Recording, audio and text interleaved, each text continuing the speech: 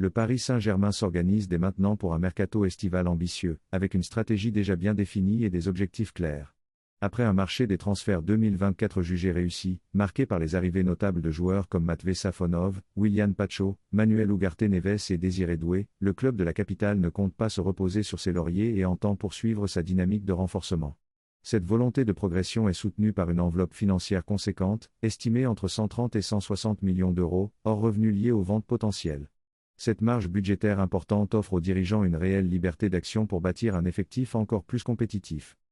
3 postes sont identifiés comme prioritaires par le staff, il s'agit d'un défenseur central, d'un latéral, que ce soit à gauche ou à droite, et d'un milieu défensif, des secteurs jugés cruciaux pour renforcer l'équilibre de l'équipe.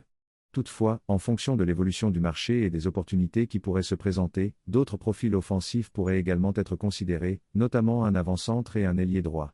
En parallèle, le club anticipe aussi d'éventuels mouvements au poste de gardien de but, notamment en cas de départ de Matvey Safonov ou d'Arna Ortona, ce qui pourrait amener le PSG à chercher un renfort dans ce secteur spécifique.